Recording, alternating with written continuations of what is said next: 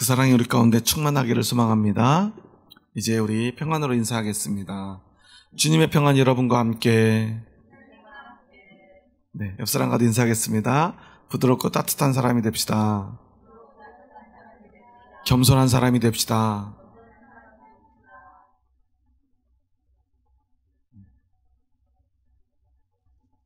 갑자기 여름이 된 것 같습니다. 그리고 또 장마가 시작된다고 합니다. 아직 경기도에는 비가 오지 않지만 이제 남쪽에서부터 오늘 내일 사이에 전국적으로 많은 비가 내리기 시작한다고 합니다. 장마철이 되면 우리 몸도 마음도 참 힘들고 지치는 것 같아요. 날도 덥고요, 습하고요, 또 우리가 어떤 야외 활동을 하기도 굉장히 어렵습니다. 주일날 또한 교회 가려고 하는데 비가 오면 또 비를 맞고 교회까지 가는 그 길을 생각하면 또 힘이 들겠다는 생각이 들지 않습니까? 물론 어떤 집사님이 그런 얘기도 하더라고요. 주일날 비가 계속 왔으면 좋겠어요. 비가 안 오면 다들 어디로 멀리 놀러 다니시니까 비가 오면 어차피 놀러 못 가니까 교회 나오지 않겠냐고 말씀하시던데요. 비가 와야 교회에 올 수 있다면 안 오는 게 낫지 않을까요? 왜냐하면 우리가 교회 다닌다는 건 그렇게 놀러 갈 수 없을 때 한 번씩 가는 곳, 그런 곳이 되어서는 안 되기 때문에 그렇습니다. 오늘 예수님은 우리 신앙의 본질이 무엇인가에 대해서 말씀을 하시는데요.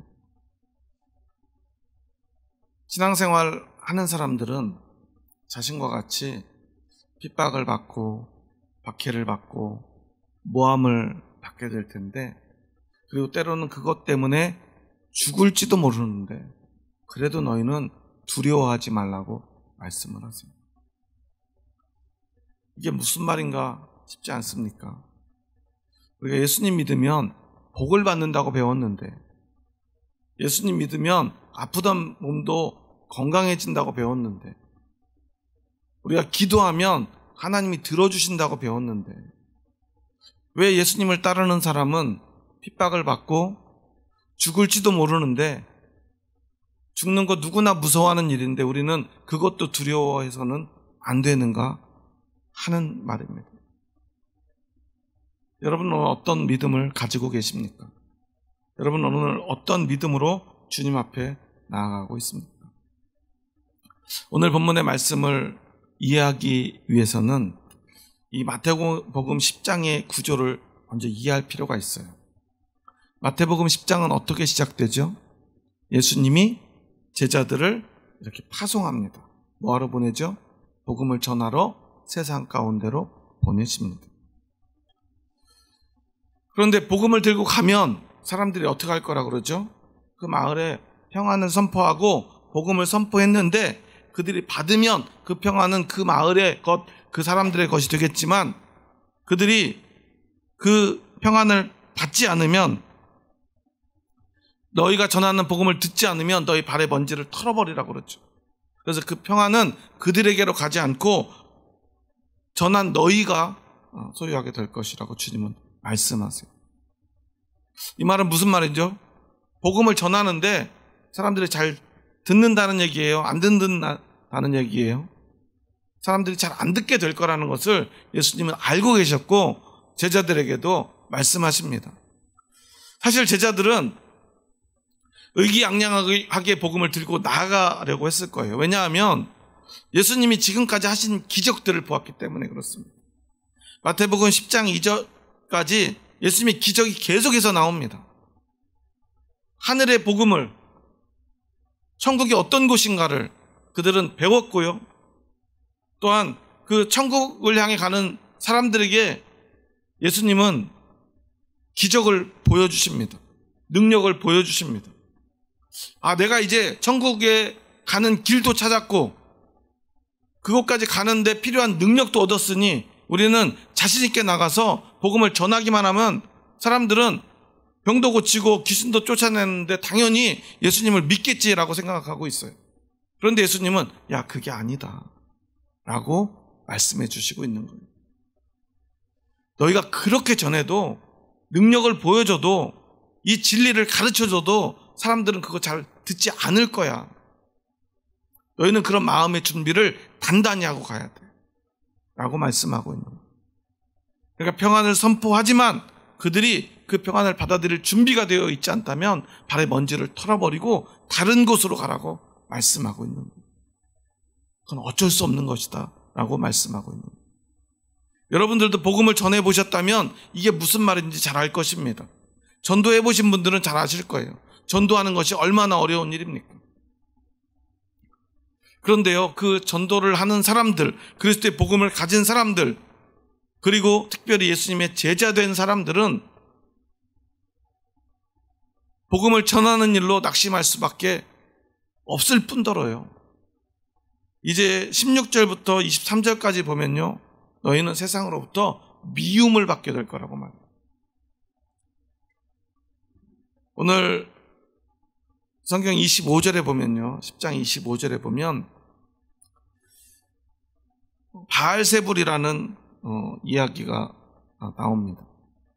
이 바알세불이라고 하는 단어는 사실 정상적인 단어는 아니에요. 바알세붑이라는 이방의 우상이 있고요, 우리가 잘 아는 바알이라고 하는 우상이 있죠. 그런데 이 세불이라고 하는 단어를 합쳐가지고 이 집안의 주인이라는 이런 단어를 만들어냈는데요, 이 합성어로 단어를 만들어낸 거예요. 어떻게 만들어냈냐면, 왜 만들어냈냐면 예수님을 비난하기 위해서 바리새인들이 만들어낸 단어예요.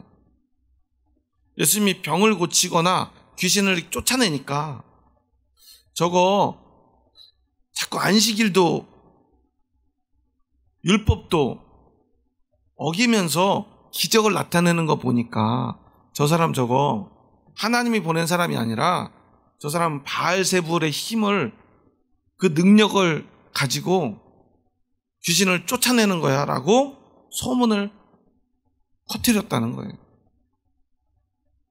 저 예수라고 하는 자는 바알세불의 능력으로 저런 기적을 행하는 것이지 하나님의 능력을 하는 사람이 아니야 라고 소문을 퍼뜨렸다는 거예요. 그래서 신조어까지 만들어내가면서 예수님을 비난하고 있어요. 요즘 정치권을 보면은 신조어들이 참 많이 나오죠. 언젠가부터 마치 그 표준어처럼 사용되고 있는 내로남불, 무슨 말인지 아시나요? 내가 하면 로맨스, 남이 하면 불륜. 여러분 이거 왜 알고 있어요? 뭐 좋은 단어라고. 그런데 그런 신조어를 만들어서 자꾸 말을 하니까 우리의 머릿속에 이게 각인이 되어 있지 않습니까? 그래서 툭 하면 뭐 내로남불이야 이렇게 이야기하잖아요. 이 말의 능력입니다. 말의 힘이. 마찬가지로 바리새인들이 이 말의 능력을 사용해서 예수님을 핍박하고 있는 거예요. 바알세불, 바알세불, 바알세불. 예수님은 바알세불의 능력자. 이렇게 계속해서 사람들을 세뇌시키고 있었던 거예요. 그래서 예수님은 그것을 들어서 제자들을 가르칩니다. 제자가 그 선생보다 또는 종이 그 상전보다 높지 못하나니 제자가 그 선생 같고 종이 그 상전 같으면 조카도다. 집주인을 바알세불이라 하였거든 하물며 그 집 사람들이랴. 그러면서 오늘 26절에서 뭐라고 말합니까? 그런즉 그들을 두려워하지 말라. 감추인 것이 드러나지 않을 것이 없고 숨은 것이 알려지지 않을 것이 없느니라고 말합니다. 왜 이런 이야기를 하냐면요, 너희 안에 복음이 있으면 그것은 결국 드러날 것이고, 그것 때문에 내가 복음을 가지고 하나님의 아들로서 능력을 가지고 이 땅에 왔는데도 저들이 나를 핍박하고 비난하는데, 그리고 제자가 선생보다 못하고 종이 상전보다 높지 못한데 스승인 나도 이렇게 핍박하고 비난하는 그들이 나의 제자인 너희들에게는 어떻게 하겠느냐? 너희들을 핍박하고 비난하지 않겠느냐? 심지어 그들은 너희를 죽이려고도 할 것이다. 이 얘기를 왜 하셨을까요? 예수님은 자신이 죽을 것을 아셨기 때문에. 스승도 죽이는데 제자를 죽이지 않겠습니까? 예수님의 12제자는 모두 어떻게 되었죠? 야고보로부터 돼서 사랑하는 아들, 사랑하는 제자 요한까지 12제자는 순차적으로 모두 순교를 당합니다. 아주 끔찍하게 죽어가요. 잔인한 수법으로 그들을 죽입니다. 사람들에게 본보기로 보이려. 예수님을 십자가에 매단 걸로도 부족합니다. 왜냐하면 스승을 죽였는데 그 스승을 따르는 제자들은 죽이는 것 얼마나 쉬운 일입니까? 아직 예수님은 그들에게 너희도 막 죽을 것이라고 말씀하시진 않았어요. 그런데 죽음도 두려워하지 말라고 말씀하고 있는 거예요. 왜냐하면 그 길을 가야만 하기 때문입니다. 그러면서 주님이 그들에게 분명하게 말하는 것이 있습니다. 그것은 바로 오늘 28절의 말씀인데요. 함께 28절 말씀 읽어볼까요? 몸은 죽여도 영혼은 능히 죽이지 못하는 자들을 두려워하지 말고 오직 몸과 영혼을 능히 지옥에 멸하실 수 있는 일을 두려워하라. 사람이 할 수 있는 것은 어디까지라는 거예요? 몸을 죽이는 데까지. 그들이 너희를 아마 핍박하다가 마지막엔 너희 몸을 죽일 거야. 왜냐, 그들이 할 수 있는 최고의 그리고 마지막 최후의 무기가 그것입니다. 그런데 그들은 몸까지밖에 죽일 수 없을 텐데. 몸만 죽이는 것이 아니라 영혼도 능히 죽일 수 있는 하나님을 두려워해야겠니? 아니면 그 사람들을 두려워해야 돼. 예수님은 미리 그들에게 그 본질에 대해서 가르쳐주고 있어요. 여기까지 과정을 보면요, 보세요. 제자들을 복음을 가지고 파송을 합니다. 세상 끝까지 가서 복음을 전하라고, 제자들의 사명이 그것이라고 가르쳐주고 그들을 보냅니다. 그런데 너희가 복음을 전해도 잘 듣지 않을 거야. 잘 안 듣는 정도가 아니라 너희를 미워할 거야. 핍박할 거야. 그리고 너희를 이제 죽이려 할 거야. 그리고 오늘 34절부터는 어떤 이야기를 하고 있죠? 주님이 무엇하러 이 땅에 왔다고 그래요? 나는 화평을 주러 온 것이 아니라 검을 주러 왔다고 그랬어. 사람의 원수가 누구라고 그래요? 자기 집안 사람이라고. 예수님은 이상한 분이신가요? 불화하게 만들고 검을 져서 싸우게 만들고 그리고 가족들 간에 불화하게 만드시는 분입니까? 그런 세계 2차 대전도 예수님이 일어나게 만드신 걸까요? 우리 6.25 전쟁도 예수님이 그렇게 전쟁을 하게 만드신 것입니까? 이 의미를 우리는 바르게 깨달아야 합니다. 왜 검을 주러 왔다고 말씀하셨는가? 지난 시간에 이어서 계속 주님은 세상의 화평과 주님이 주시고자 하는 화평이 다르다는 사실을 우리에게 가르쳐주고 있는 거예요. 어떤 의미입니까? 주님이 주시고자 하는 화평은 그저 세상 사람들과 잘 타협하고요, 그 다음에 양보하고요, 잘 맞춰져가지고 싸우지 않고 다투지 않는 것, 외적인 평화, 외적인 다툼이 없는 약간은 불안정하지만 서로 하나가 되지 못하고 진리를 찾지도 못했지만 그래도 서로 좀 잘 모르지만 좀 불이하지만 야, 너도 잘못했고 나도 잘못했으니까 그냥 우리 더 이상 이거에 대해서 말하지 말자 라고 말하는 평화. 예전에 어떤 영화를 보니까요, 온갖 범죄를 저지른 그 시장이 자신의 그 범죄 사실을 알게 된 검사에게 그 범죄 현장에서 한 가지 제안을 합니다. 내가 지금 네가 내 잘못을 다 알겠으니까 내가 너를 지금 죽이려고 그러는데도 살고 싶다 그러니까 살고 싶으면 그 옆에 이렇게 부상당한 형사를 죽이라고 그래요. 자기를 도와서 범죄자를 잡으러 온 검사에게 자기를 돕다가 다친 그 형사를 그 범죄자가 내가 보는 앞에 죽이라고 그래요. 왜 죽이라고 그래요? 뭘 만들기 위해서? 공범을 만들기 위해서. 네가 얘를 죽여야 네가 내 죄에 대해서 더 이상 말할 수 없게 되니까. 그래서 그들 둘은 어떤 공동체가 되죠? 운명 공동체가 되죠. 무엇으로? 범죄로 말미암아. 운명 공동체가 되어 우리 함께 평화롭게 서로 죽이지 말고 잘 살아보자고 제안을 합니다. 이 얼마나 아름다운 일입니까? 세상에서는 그것이 아름다운 일입니다. 평화를 지키는 일입니다. 함께 범죄를 저지르고 그 범죄를 함께 은폐하면서 이 평화를 지키는 것, 이것이 우리가 살 길이라고 말합니다. 이게 바로 죄가 우리에게 세뇌시킨 평화입니다. 하지만 주님은 그런 평화를 주러 오지 않았다고 말씀하세요. 나는 검을 주러 왔다. 너희는 그러한 순간에 진리를 가지고 진리를 세우기 위해서, 정의를 위해서, 공의를 위해서 그 불의와 맞서 싸워야 돼. 때로는 그것과 맞서 싸우다가 너희는 힘이 붙여 그들에게 핍박받고 또한 죽을지도 몰라. 그런데 나는 너희에게 검을 주러 왔어. 그 순간에도 싸울 수 있는 힘과 용기와 능력을 주러.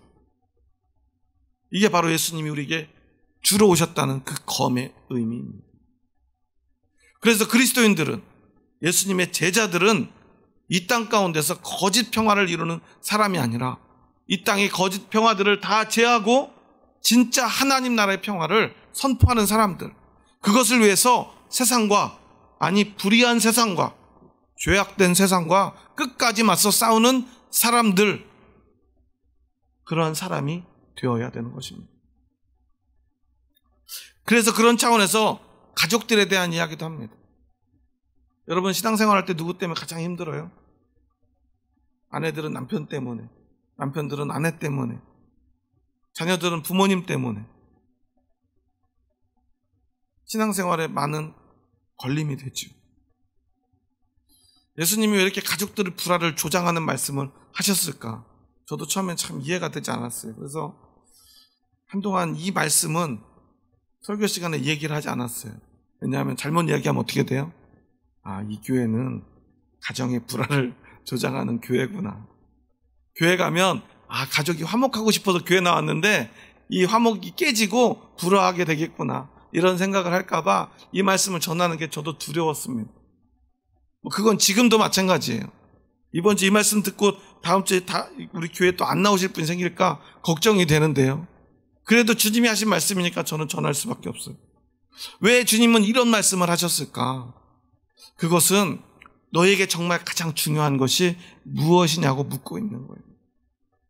그런데 우리가 하나님이 가장 중요하고요, 예수님 없이 살 수 없는 사람이 되면, 나는 이미 그렇게 되었는데 아직 그렇게 되지 못한, 아직 예수님을 믿지 못하고 하나님이 가장 소중한 그러한 신앙이 없는 가족들은 우리를 핍박할 수밖에 없다는 것입니다. 오히려 남 모르는 사람, 내가 복음을 전했는데 안 듣는 사람들이 있어요. 내가 정말 알지 못한 사람에 가서 정말 시간을 쏟고요, 돈을 쏟고요, 온 열정을 쏟아서 복음을 전했는데 안 들으면 예수님이 뭐라고 그랬죠? 발에 먼지를 털어버리라고 그랬죠. 당신은 이제 나하고 상관없는 사람이야. 나도 어쩔 수가 없어. 여기까지 하고 끝낼 수가 있는데, 가족들은 어떻죠? 네가 아무리 복음을 전했는데, 평화를 선포했는데 그들이 안 들어요. 먼지를 털어버릴 수 있습니까? 없습니까? 가족들한테 너희가 먼지를 털어버릴 수 없지 않니? 평생 짐으로 지고 살아야 되는데, 그때 중요한 선택이 뒤따른다는 거예요. 그때 너는 어떤 걸 선택할까?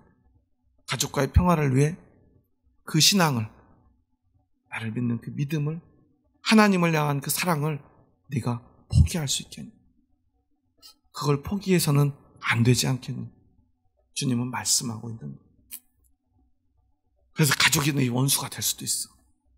나를 믿다 보면, 나를 따르다 보면, 복음을 전하다 보면 가족과 원수가 될 수도 있는데, 그래도 너희는 나를 따르는 제자가 될래. 주님은 말씀하고 있는 거예요.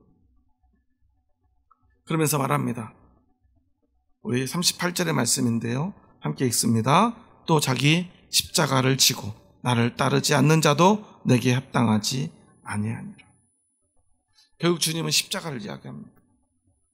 주님을 따른다는 것, 자기 십자가를 지는 것이라고 주님은 말씀하십니다. 여러분 오늘 어떤 모습으로 주님을 따르고 있죠? 여러분 예수님을 믿으십니까?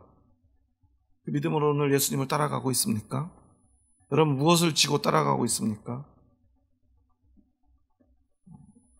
여러분의 어떤 세상의 소원을 이루기 위해서 그 소망의 짐을 지고 예수님을 따라가고 있습니까? 하나님 제가 열심히 기도할 테니 저 성공하게 해주세요. 예수님 저 열심히 기도할 테니 제 병 낫게 해주세요. 예수님 열심히 믿을 테니 저 돈 많이 벌게 해주세요. 예수님 열심히 믿을 테니 제 아들 취직시켜 주세요. 요즘 수능 문항 때문에 논란이 많죠. 킬러 문항을 없앤다. 사교육을 없애버리겠다. 또 무슨 일타 강사들이 사회에 만하게 뿌리다. 이런 이야기들을 하고 있던데요. 여러분의 자녀가 이제 수능을 본다면 여러분은 어떠시겠습니까? 더군다나 올해 수능을 봐야 되는데 이제 몇 달 안 남았는데 갑자기 수능 문제가 다 바뀌어가지고 이제 지금 고3들은 정말 정신이 하나도 없을 거예요. 그런데 내가 하나님 열심히 기도할 테니 이 혼란한 틈에 지방대 가기도 어려운데 아들 이럴 때 하나님 기회를 주셔서 서울대 가게 해주세요. 이런 소망으로 주님을 따르고 계시진 않습니까? 물론 그럴 수만 있다면 만약에 저희 교회에 그런 능력만 있다면 우리 교회는 전도하지 않아도 될 거예요. 전국의 학부형들이 우리 교회에 몰려올 것입니다. 적어도 한 5개월 동안 우리 교회는 우리나라에서 가장 큰 교회가 될지도 몰라요. 다 서울대만 확실히 보내줄 수 있다면, 기도해서 그 소원을 이룰 수만 있다면 말이죠.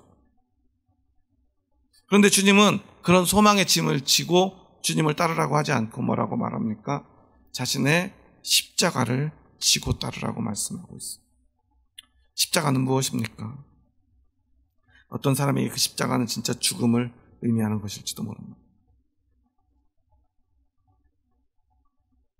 하지만 대부분의 사람, 아니 모든 이 예수님을 믿는 사람들에게 이 자기 십자가는 자기를 부인하는 것입니다. 자기를 부인한다는 건 뭐죠?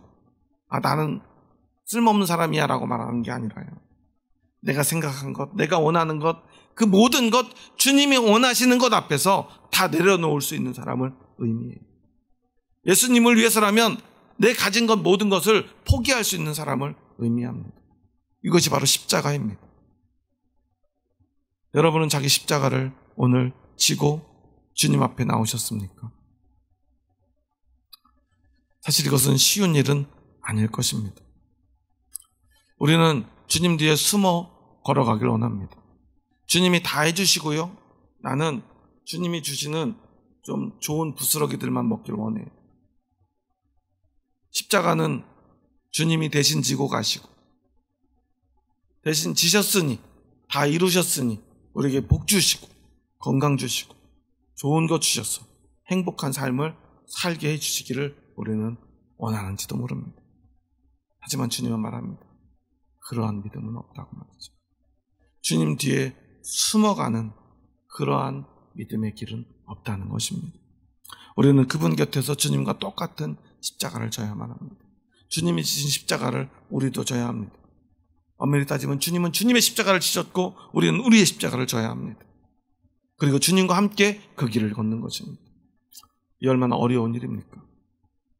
오늘은 하필 6월 25일이지요. 어떤 날입니까? 6.25 전쟁하면 여러분 어떤 기억이 있으십니까? 여러분 여기서 6.25에 대한 기억을 가지고 계신 분 거의 없으실 것 같은데요. 6.25 때 많은 일들이 있었죠. 동족 상잔의 비극이라고 말합니다.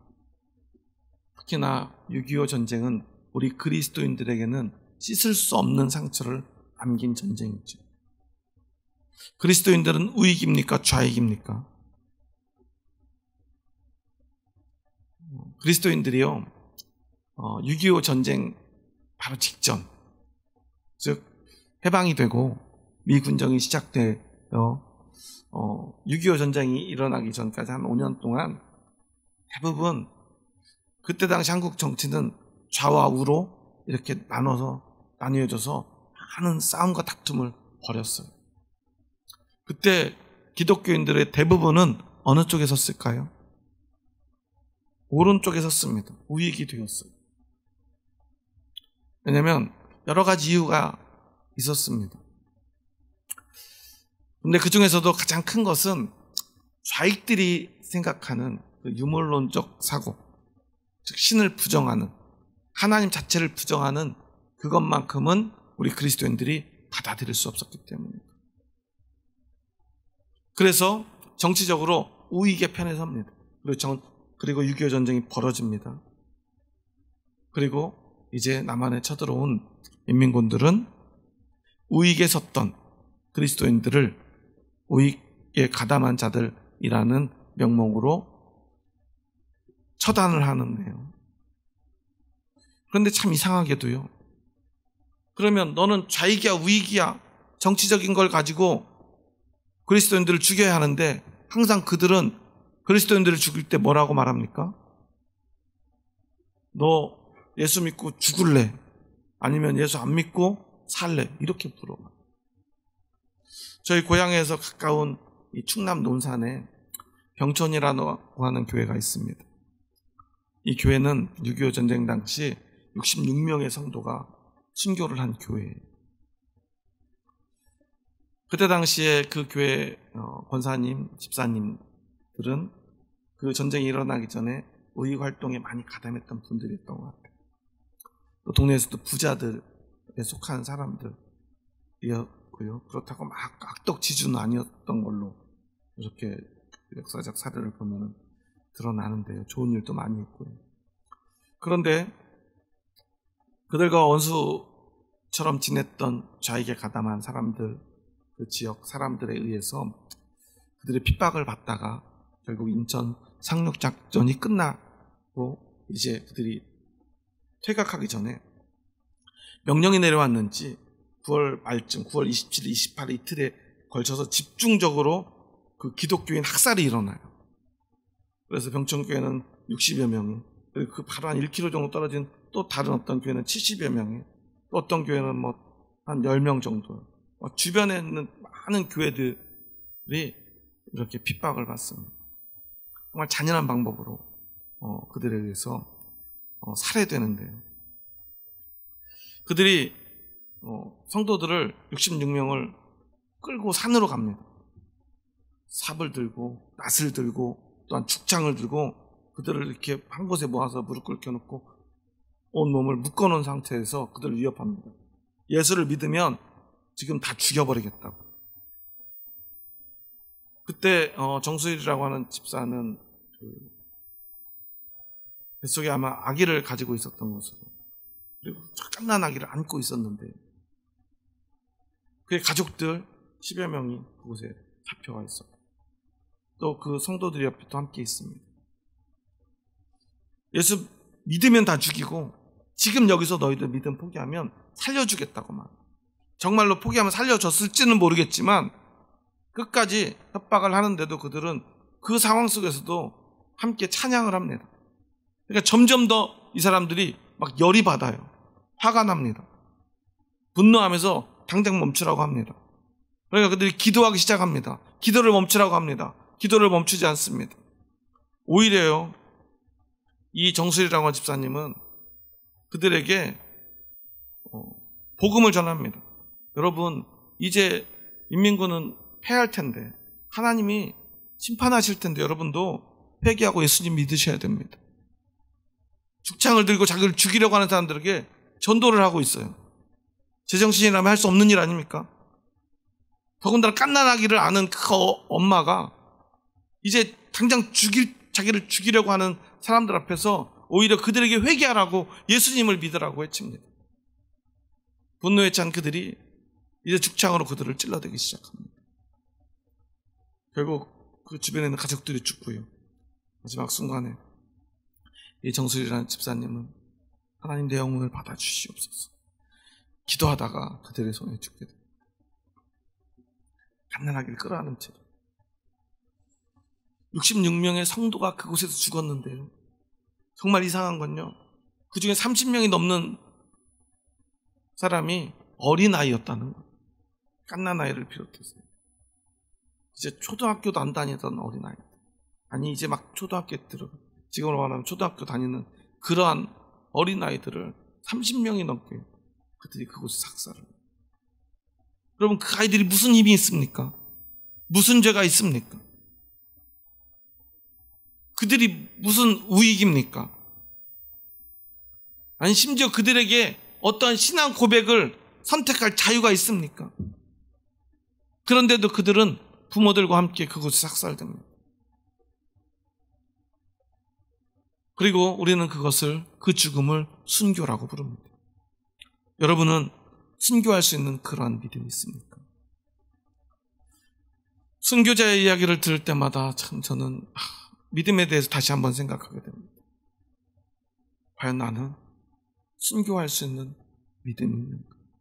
주님은 두려워하지 말라고 그랬는데 과연 순교의 현장에 순교냐 배교냐 선택을 해야 되는 이와 같은 끔찍한 사륙의 현장 속에서 과연 우리는 목숨을 구걸하지 않고 두려워하지 않고 순교할 수 있는 믿음이 있을까? 저는 아무리 생각해도 저는 그런 믿음이 없는 것 같아요. 어렸을 때부터 항상 이게 제 딜레마였어요. 예수님은 믿고 싶은데 순교할 용기가 없어서 저는 늘 기도했어요. 하나님, 제가 살아생전에는 전쟁이 안 나게 해주세요. 우리나라 전쟁 많이 겪었잖아요. 충분히 겪었잖아요. 일본한테 나라를 빼앗겼잖아요. 6.25 전쟁, 남북한이 나눠졌잖아요. 또 전쟁 안 일어나게 해주세요. 저는 작년에 그래서 대통령이 막 전쟁도 불사한다 이런 얘기할 때 정말 화가 났었어요. 과연 그 대통령은 전쟁을 불사하시면서 전쟁이 나면 최선봉에 가셔서 싸우실까? 아니면 옛날 어떤 대통령처럼 제일 먼저 헬리콥터 타고 제주도로 도망가실까? 과연 제일 앞에 나가서 목숨을 걸고 싸우겠습니까? 힘 있는 자들, 이 나라의 지도자들은 분명히 가장 먼저 제일 안전한 곳으로 대피할 것입니다. 사실 법이 그렇게 돼 있어요. 대통령이 제일 먼저 피하도록 되어 있습니다.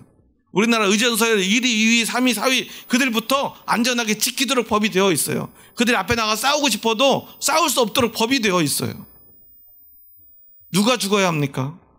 우리 같은 사람들이 아무 이유 없이 전쟁의 희생양이 되어야 합니다. 그래서 전 너무 화가 났었어요. 과연 그 전쟁을 누구를 위해서 치르는가? 왜 전쟁이 나야 하는가? 또 전쟁이 난다면 가장 먼저 희생될 사람들은 누구겠습니까? 또 우리 그리스도인들 아니겠습니까? 그러면 또 그 속에서 우리는 선택을 강요받지 않겠습니까? 순교냐 배교냐? 여러분은 순교할 수 있습니까? 한번 옆 사람 보고 한번 인사해 볼까요? 지금 인사를 시키면 시험에 드시겠죠? 눈을 똑바로 보고 저는 순교할 수 있습니다. 여러분 말하실 수 있습니까? 그리고 정말 어렸을 때 제가 믿음을 가지고 지금까지도 이 문제 앞에서 늘 기도합니다. 물론 답은 찾지 못했습니다. 여전히 두렵기 때문에. 저는 참 겁이 많아요. 높은 것도 무서워해서 고소공포증도 있고요. 정말로 아픈 것, 힘든 것도 싫어해요. 그런 우리가 왜 하필 예수님을 믿어서 이런 순교라는 단어 앞에 서야 되는가? 여러분들 얼마나 담대하고 용기 있는지 모르겠지만 당당하게 나는 순교하고 싶습니다 말할 수 있는 사람이 얼마나 있겠습니까?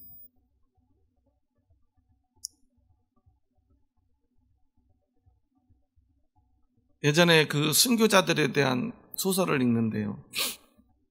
거기에는 2명의 사제가 나옵니다.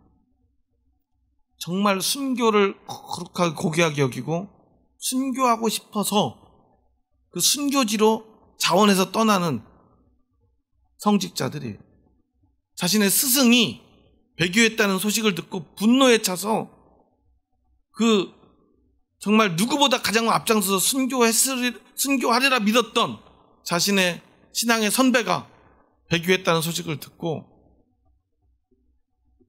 자신들은 반드시 순교하겠다고 그 순교 현장으로 달려갑니다. 근데 막상 거기서 도착하자 그들은 두려움에 떨기 시작해. 언제 죽을지 몰라. 물론 그러면서도 그 믿음을 잃지 않기 위해 애를 쓰죠. 그리고 자신들 때문에 죽어가는 많은 성도들을 보게 됩니다. 그리고 수많은 학살을, 그 순교 현장을 목격하게 되죠. 자신을 가장 먼저 자신들을 도왔던 사람의 배교도 봅니다. 순교와 배교가 교차되는 그 모든 순간 속에서 자신들이 장담했던 그 순교의 정신을 자신들이 장담할 수 없게 됨을 그들은 고백합니다. 그게 바로 우리의 모습입니다. 어느 누가 과연 나는 당당히 순교할 수 있다고, 아니 순교하고 싶다고 이야기할 수 있겠습니까?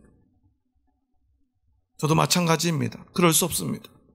하지만 그러면 어떤 특별한 사람들만 순교할 수 있는 것일까요? 순교할 수 있는 사람이 따로 정해져 있는 것일까요? 저는 또한 그렇게 믿지 않습니다. 순교는 쉬운 일은 아닙니다. 아니, 어쩌면 불가능한 일일지도 모릅니다. 그렇다고 특별한 사람만, 하나님이 정한 어떤 사람만 할 수 있는 것도 아닐 것입니다. 순교는 순교의 순간에 우리 같은 겁 많은 사람, 부족한 사람이라도 우리가 믿음을 가지고 있다면, 주님과 함께하고 있다면 우리와 함께 하시는 주님이 그 두려움을 이기도록 도우실 거라고 저는 믿습니다. 우리가 믿음을 저버릴 용기, 이 용기가 없다면 우리는 결국 순교하게 될 것입니다. 그런 순간이 우리에게 찾아오지 않아 우리는 두렵지만 그 순간에 여러분이 여전히 믿음을 지키고 있다면 여러분 안에 계신 주님이 여러분을 도우실 것입니다. 우리는 할 수 없어도 주님이 할 수 있도록 도우실 거라 저는 믿습니다. 주님은 오늘 우리에게 말씀하셨어요. 두려워하지 말라. 왜 이렇게 말씀하셨죠? 너희 십자가를 지고 나를 따르라. 자기 십자가를 지고 나를 따르지 않는 자는 합당하지 않다고 말씀하셨죠. 어찌 보면 제자들에게 십자가를 지라고 말씀하셨습니다. 강요하는 것처럼 보이지만 사실 주님이 그렇게 말씀하신 이유는 무엇입니까? 그렇게 말씀하시고 얼마 지나지 않아 그가 스스로 자신의 십자가를 지고 하나님의 뜻을 따랐기 때문입니다. 그리고 이제 예수님을 믿는 사람들, 그의 제자들도 결국 그 길을 따르게 될 것을 아셨기 때문입니다. 예수님께서 그 순간에 그들과 함께 하시겠다고 주님은 스스로 다짐하셨기 때문입니다. 우리의 가장 고통스럽고 가장 절망스럽고 가장 외로운 그 죽음의 순간, 가장 두려운 순간에 주님은 우리와 함께 하실 것입니다. 왜냐하면 누구보다 그 두려움을 주님은 잘 아시기 때문입니다. 그분이 먼저 그 길을 가셨기 때문입니다. 예수님은 십자가를 지고 골고다의 언덕길을 오르십니다. 그분은 우리에게 그 십자가를 강요하는 분이 아닙니다. 우리에게 순교를 강요하는 분도 아니에요. 여러분, 순교자만 구원받고 배교자는 다 멸망했을까요? 그러지 않습니다. 이 경천교회에서도요, 많은 사람들이 순교했지만 먼저 몸을 피해 살아난 가족들이 있습니다. 살아난 집사님들이 있습니다. 권사님들이 있습니다. 물론 그들에게 붙잡혀 배교하진 않았지만 그들이 몸을 피해 그 순교의 순간을 피해갔어요. 그들은 평생을 미안한 마음으로 사죄하며 그 교회를 지키기 위해서 그들의 삶을, 생을 바쳤습니다. 그들 또한 어쩌면 순교자인지도 모릅니다. 가족들을 떠나보낸 그 아픔을 가슴에 품고 끝내 교회를 지키는 사람들. 또 어떤 사람은요, 모든 가족이 죽고 홀로 살아남았는데 그래서 교회를 지키겠다고 죽을 때까지 순교하는 마음으로 교회를 지키겠다고 맹세했지만 몇 년이 지나지 않아 그 믿음을 저버린 사람도 있었다고 합니다. 결국 중요한 것은 무엇입니까? 순교가 아니라 그 믿음이라는 사실이에요. 순교보다 중요한 것이 바로 믿음입니다. 그 믿음이 여러분을 순교의 길로 인도할지도 모릅니다. 그 믿음이 여러분을 축복의 길로 인도할지도 모릅니다. 그 믿음이 여러분을 위협 가운데로 인도할지도 모릅니다. 그 믿음이 여러분을 안전한 곳으로 안내할지도 모릅니다. 하지만 어떤 순간이라도 중요한 것은 우리가 그 믿음을 지켜내는 것 아니겠습니까? 그 믿음이 나를 순교의 현장으로 인도한다면 그 믿음이 여러분을 순교할 수 있는 용기로 인도하리라 저는 믿습니다. 여러분이 아니라 여러분 안에 있는 그 믿음이 여러분을 순교자 되게 할 것입니다. 여러분 이것을 믿으십시오. 우리의 마음으로 우리의 결심으로 할 수 있는 일이 아니기 때문입니다. 주님이 여러분을 도와주실 것입니다. 여러분과 함께 할 것입니다. 주님이 두려워하지 말라고 하는 것은요, 아무 일도 일어나지 않을 것이다, 내가 너를 반드시 지켜주리라 말씀하시는 것이 아닙니다. 내가 너와 함께 하겠다 말씀하시는 것이죠. 그리고 너는 어떤 사람이니? 너는 이미 영원한 생명으로 거듭난 사람이 아니야. 이 육신을 죽이는 그것으로 너희는 두려워할 수 없는 사람이야. 영원한 것이 너희를 기다리고 있어. 왜 우리가 하나님을 두려워해야 됩니까? 여러분, 순교하는 그것을 우리가 두려워해야 됩니까? 아니면 정말 하나님을 두려워해야 됩니까? 우리를 죽이려고 하는 그들을 우리가 두려워해야 됩니까? 아니면 정말 하나님을 두려워해야 됩니까? 우리가 기억해야 될 것이 있습니다.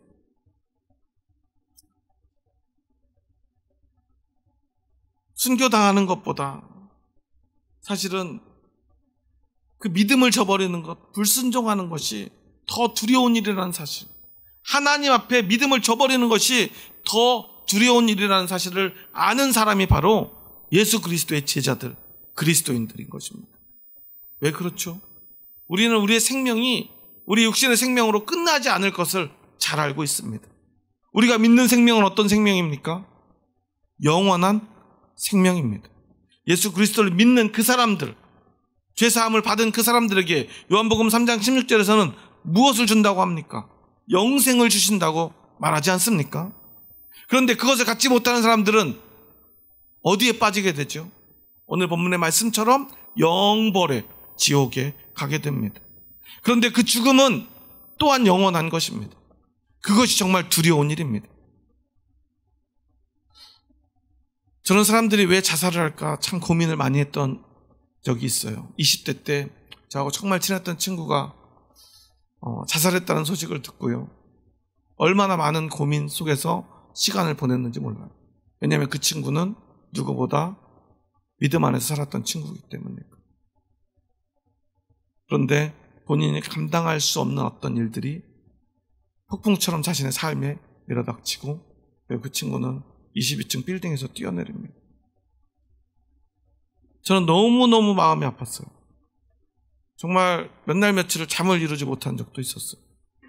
왜냐하면 그 친구가 자살을 할 친구가 아니라고 생각이 됐기 때문에. 그때부터 저는 많은 생각을 했습니다. 왜 사람들이 자살을 선택할까? 여러분, 왜 그것을 선택하겠습니까? 너무나 고통스러워서요. 자살을 하면, 내 생명이 끝나면 그 고통이 그곳에서 멈춰질 거라 생각하기 때문입니다. 물론 육신의 고통은 그곳에서 끝날지도 모르겠습니다. 육신의 번민은 그곳에서 끝날지도 모르겠습니다.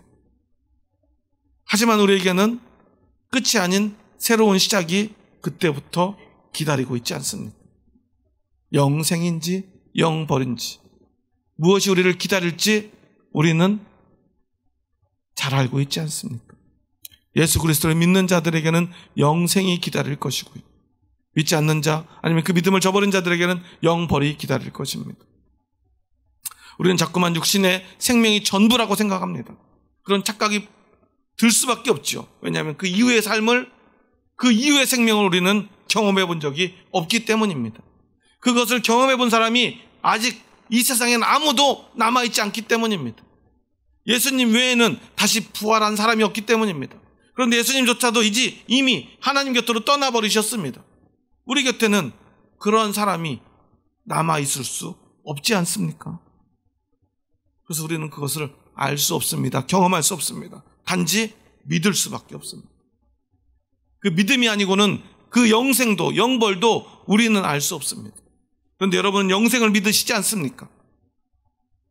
영생을 믿는다는 것은 우리에게는 영원한 무언가가 영원히 존재한다는 것을 우리는 믿는 것입니다. 영생은 무엇입니까? 그 영원한 것이, 그 영원한 영혼이 하나님과 함께 하나님 안에서 영원토록 기쁨과 또한 하나님의 그 풍성한 생명과 축복을 영원토록 누리는 거예요. 계속해서 그 생명을 공급받으면서 우리가 영원히 존재하는 것입니다. 어떤 모습으로 존재하죠? 기쁨으로 존재하는 거예요. 그것이 바로 하나님이 주시는 영생의 축복입니다. 그럼 영벌은 무엇이겠습니까? 우리 육신이 끊어지듯이 그날로 그 사람들은 소멸되는 것일까요? 그렇다면 지옥이라는 개념을 주님은 이야기하지 않으셨을 거예요. 그것은 영원토록 존재하는데 하나님 없이, 하나님의 생명이 없이 영원토록 존재해야 하는 것입니다. 영원히 외로울 것입니다. 영원히 두려울 것입니다. 영원히 괴로울 것입니다. 영원히 고통스러울 것입니다. 영원히 마음의 상처를 줄 것이고요. 영원토록 육신의 상처가 이어질 것입니다. 끊임없이 고통이 반복될 것입니다.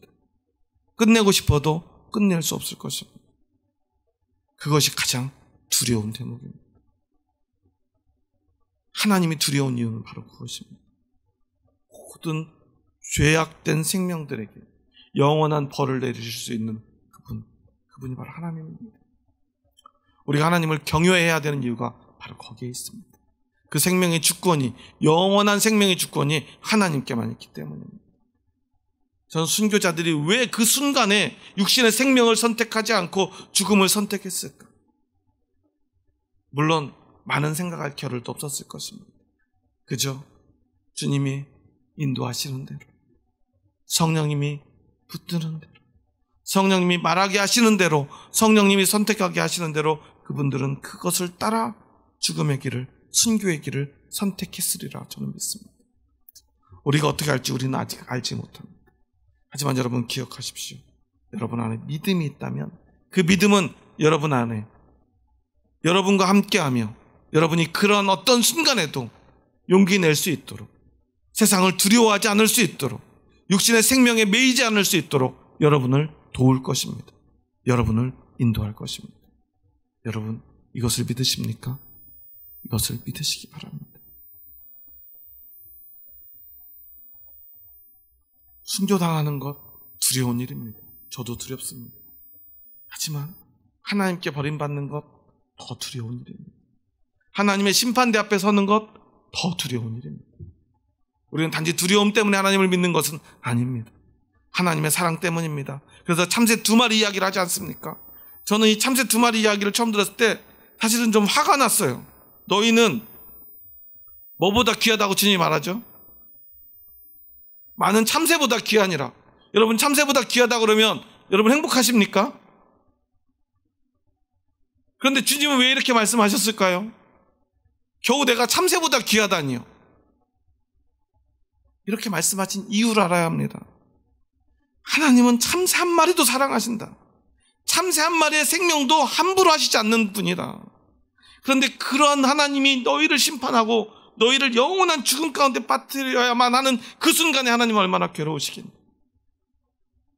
하지만 하나님은 그 참새 한 마리라도 살리시기 위해서 애쓰시고 사랑하시는 분입니다. 너를 위해서, 너의 생명을 살리기 위해서 하나님은 어떻게 하시겠니? 하나님은 그렇게 우리의 생명을 위해서 자신의 가장 소중한 아들 독생자 예수 그리스도의 생명을 제물로 대신 내어주지 않았습니까? 그렇게 사랑하신다. 그 참새보다 못하게 나를 제물로 하나님이 내어주고 너희를 그 많은 참새보다 귀하게 살려주시고자 하시는 것 아니냐? 이것이 바로 하나님의 사랑이다. 네가 하나님을 경외하는 동안에는, 네가 하나님을 두려워하는 동안에는 결코 네가 그 영원한 죽음을 두려워할 이유가 없다. 하나님의 심판을 두려워할 필요가 없다. 누구든지 사람 앞에서 나를 시인하면 나도 하늘에 계신 내 아버지 앞에서 그를 시인할 것이요, 누구든지 사람 앞에서 나를 부인하면 나도 하늘에 계신 내 아버지 앞에서 그를 부인하리라. 너희가 나를 믿음으로 시인하기만 하면 내가 그 심판대 앞에서, 심판대 옆에서 반드시 너의 증인이 되어주고, 너는 결코 죽지 않을 거야. 네가 나를 믿고 하나님을 믿는다면, 네가 하나님을 두려워한다면 결코 너희는 더 이상 세상을 두려워할 이유가 없지 않아요. 주님은 우리에게 말씀하시는 것입니다. 여러분, 하나님을 두려워하십니까? 여러분, 하나님을 경외하십니까? 그리고 그렇게 두려운 하나님이 나를 사랑하신다는 그 사실, 그 은혜를 믿으십니까? 여러분, 그 은혜가 바로 여러분 안에 있습니다. 그 믿음이 여러분 안에 있습니다. 여러분, 이것을 기억하시기 바랍니다. 그 소중한 믿음을 여러분 결코 포기하지 마시기 바랍니다. 가족 때문에 때론 괴롭더라도 여러분 그 믿음은 지켜야 되지 않겠습니까? 그리고 그 나를 괴롭히지만 내가 사랑하는 그 가족들에게도 그 소중한 믿음을 전해야 되지 않겠습니까? 그들에게만큼은 우리가 먼지를 털어버릴 수 없지 않습니까? 끝끝내 그 믿음을, 내 목숨을 바쳐서라도 전해야 되지 않겠습니까? 결국 그들은, 그 가족들은, 내 사랑하는 가족들은 여러분이 끝끝내 세상에서 가장 소중하게 여기는 그 믿음, 그 믿음을 지켜내는 그 모습에 변화되리라고 저는 믿습니다. 복음을 전하는 가장 좋은 방법은 내가 목숨 바쳐 그것을 지켜내는 것이죠. 적당히 타협하고 좋은 사람 되는 것이 아닙니다. 여러분 안에 믿음이 있으십니까? 그렇다면 여러분 그 믿음을 목숨 바쳐 지켜내시기 바랍니다. 그것을 지켜보는 여러분이, 여러분의 소중한 가족들이 결국 그 모습에 변화될 것이라 저는 믿습니다. 반드시 그들에게도 하나님의 은혜가 임할 것입니다. 그리고 진짜 그곳에 하나님 나라의 화평이 이루어질 것입니다. 적당히 타협해서 이룰 수 있는 화평이 아니기에 주님은 우리에게 검을 주러 오셨다 말씀하십니다. 가족과 불화하라고 말씀하십니다. 하지만 그 검을 통해, 그 불화를 통해 결국 전 우주적인 화평이, 진리를 통한 영원한 생명을 통한 화평이 우리의 삶과 우리의 가족 가운데 반드시 이루어지리라고 저는 믿습니다. 그리고 먼저 주님은 우리에게 그 증거로 전 우주적인 화평이 이루어진 그 신앙의 공동체를 우리에게 보여주십니다. 그곳이 어디입니까? 바로 이곳, 주님의 몸된 교회, 예수정원 교회가 되겠습니다. 주님이 우리에게 교회를 주신 이유는 바로 그것입니다. 믿음 안에서만 진짜 화평을 이룰 수 있다. 그 말입니다. 여러분 믿음으로 그 화평을 오늘 이곳에서 지금 이루고 계십니까?